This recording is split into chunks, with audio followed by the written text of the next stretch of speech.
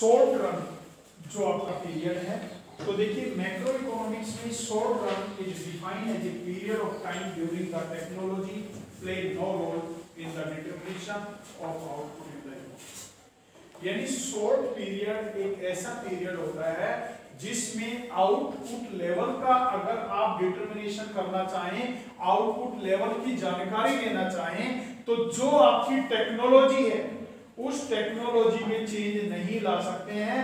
उस समय जो आपकी टेक्नोलॉजी है वो क्या रहेगी, कांस्टेंट रहेगी। टेक्नोलॉजी में किसी प्रकार का कोई चेंज नहीं होगा। आउटपुट जो है किस प्रकार से डिटरमाइन करेंगे, आउटपुट हम एम्प्लॉयमेंट लेवल से डिटरमाइन करेंगे। जितना एम्प्लॉयमेंट ज्यादा होगा आउटपुट उतना ही ज्यादा होगा, जितना एम्प्लॉयमेंट कम होगा आउटपुट उतना ही कम होगा। टेक्नोलॉजी जो है वो कांस्टेंट होगी। There is 1-to-1 relation between output and employment में जो रिलेशन होगा वो 1-to-1 होगा। If employment is double then output is also double. In other words, the level of employment in the economy measures the level of output in the economy. जो employment का level है वो हमारी economy में output का level क्या है, employment का लेवल जो है उससे मेजरमेंट की जाएगी कि हमारी इकोनॉमी में जो आउटपुट का लेवल है उसके कंपैरिजन में कितना है। तो देखिए इसमें अब क्या आता है, इक्विलिब्रियम आउटपुट। इक्विलिब्रियम आउटपुट जो होता है, इक्विलिब्रियम आउटपुट जीडीपी के बेस में निकालेंगे। तो इसमें क्या होगा, एग्रीगेट सप्लाई जो है वो किसके बराबर होती है, एग्रीगेट डिमांड के बराबर होती है। अब सबसे पहले आप क्या करेंगे, एग्रीगेट सप्लाई क्या होती है उसका मीनिंग बताएंगे। इसके बाद हम क्या करेंगे, एग्रीगेट डिमांड क्या होती है उसका मीनिंग बताएंगे। तो एग्रीगेट सप्लाई क्या है, aggregate supply refer to the desired level of output in the economy. Economy में, किसी भी इकोनॉमी में आउटपुट का डिजायर्ड लेवल क्या है, यानी एक प्रोड्यूसर जो है किसी भी गुड्स को प्रोड्यूस करने के लिए जो प्लान बनाता है कि मैंने 10 यूनिट तैयार करनी है, मैंने 20 यूनिट तैयार करनी है, मैंने 50 यूनिट तैयार करनी है, तो वो आपका क्या कहलाता है, एग्रीगेट सप्लाई कहलाता है।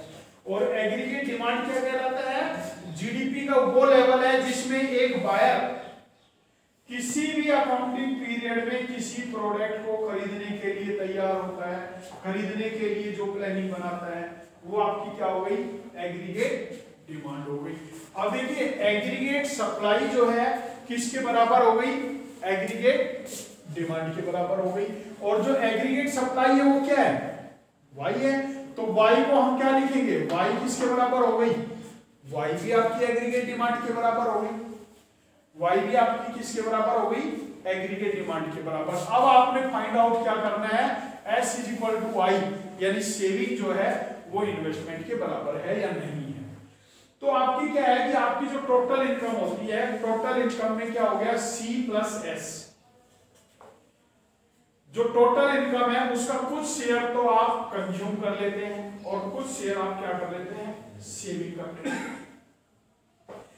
सेविंग कर लेते हैं। और जो आपका एग्रीगेट डिमांड है वो C प्लस आई, यानी कुछ हिस्सा कंज्यूम कर लिया, कुछ हिस्सा आपने क्या कर लिया, इन्वेस्ट कर लिया। तो किस प्रकार से S जो है वो I के बराबर है, तो देखिए Y is equal to C plus S, ठीक है। और जो AD है वो किसके बराबर है, C प्लस I। अब देखो Y की वैल्यू यहां रखी है C प्लस S और AD की वैल्यू यहां रखी है C प्लस I। अब दोनों में C क्या हो गया, कॉमन हो गया। जब दोनों में C कॉमन है तो आपके पास क्या बच गया, S is equal to I, यानी जो आपकी सेविंग है वो क्या है, इन्वेस्टमेंट। या तो आप उसको सेविंग कर लेते हैं या फिर आप किसी भी एसेट वगैरह में उसको क्या करते हैं, इन्वेस्ट करते हैं। अब आपका पॉइंट आता है एक्स एंड सेविंग क्या होती है, what is ex ante saving. It refer to desired saving और plan saving during the period of 1 year. एक साल के दौरान जो आपने सेविंग की प्लानिंग बनाई है, एक साल के दौरान आप कितनी मनी सेव करना चाहते हैं वो आपकी एक्स एंड सेविंग कहलाएगी। क्लियर हो गया? Ex ante investment, it refer to desire investment और plan investment during the period of 1 year. एक साल के दौरान आप अपनी कितनी मनी को इन्वेस्ट करना चाहते हैं, ठीक है, वो आपकी एक्स एंड इन्वेस्टमेंट कहलाएगी। Ex post saving, it refer to actual saving in the economy during the period of 1 year.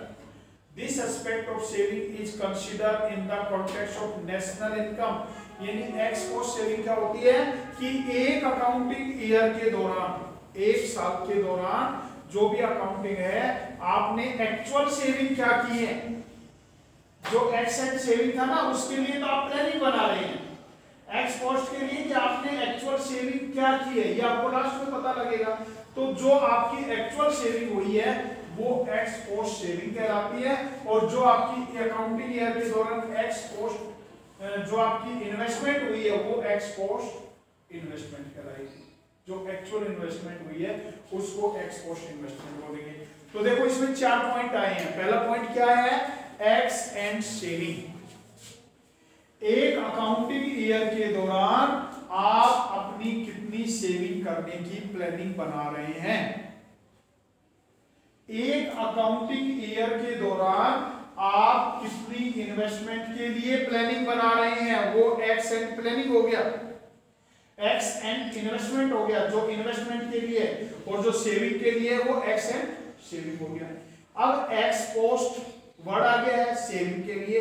एक अकाउंटिंग ईयर के दौरान आपने एक्चुअल सेविंग क्या की है वो एक्स पोस्ट में आ गया, और एक अकाउंटिंग ईयर के दौरान आपने एक्चुअल इन्वेस्टमेंट क्या की है वो एक्स पोस्ट इन्वेस्टमेंट। तो ये चारों मीनिंग क्लियर हो गए आपके। अब देखिए आगे, डिटर्मिनेशन ऑफ इक्विलिब्रियम आउटपुट यानी जीडीपी और इक्विलिब्रियम इनकम। तो देखिए we have to approach to study the determination of equilibrium output, GDP और इक्विलिब्रियम इनकम। तो देखिए आपके पास दो अप्रोच आएगी। पहली अप्रोच आएगी एग्रीगेट सप्लाई जो है is equal to aggregate demand, और दूसरी अप्रोच आएगी saving is equal to investment. तो देखिए सबसे पहले हम चलेंगे aggregate supply is equal to aggregate demand. तो इसमें क्या करेंगे, एग्रीगेट सप्लाई का मीनिंग बताएंगे आप, एग्रीगेट सप्लाई क्या होती है और एग्रीगेट डिमांड क्या होती है, उन दोनों का आप सबसे पहले मीनिंग बताइए। तो देखिए एग्रीगेट सप्लाई क्या है, aggregate supply refer to plan output in the economy as describe in the previous chapter. जो पिछले चैप्टर में आपने डिस्क्राइब किया था कि आपकी जो प्लान आउटपुट है वो आपका क्या कहलाता है कि एक प्रोड्यूसर किसी भी गुड्स को प्रोड्यूस करने की जो प्लानिंग बनाता है कि कितना गुड्स प्रोड्यूस करना है वो आपका एग्रीगेट सप्लाई है, और एक बायर किसी भी गुड्स को परचेज करने के लिए जो प्लानिंग बनाता है वो आपका क्या है, एग्रीगेट डिमांड। तो जो आपकी एग्रीगेट सप्लाई है, एग्रीगेट सप्लाई तो ऐसे चलेगी, X axis, Y axis income और एग्रीगेट सप्लाई। तो ये तो आपकी ऐसे चलेगी, ये होगी एग्रीगेट सप्लाई, ठीक है। इसके बाद आप आएंगे एग्रीगेट डिमांड।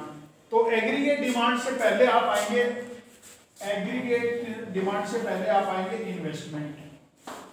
तो ये आपकी इन्वेस्टमेंट हो जाएगा, ये फिक्स रहेगा हर लेवल पर, आउटपुट के हर लेवल पर ये क्या रहेगा, फिक्स रहेगा।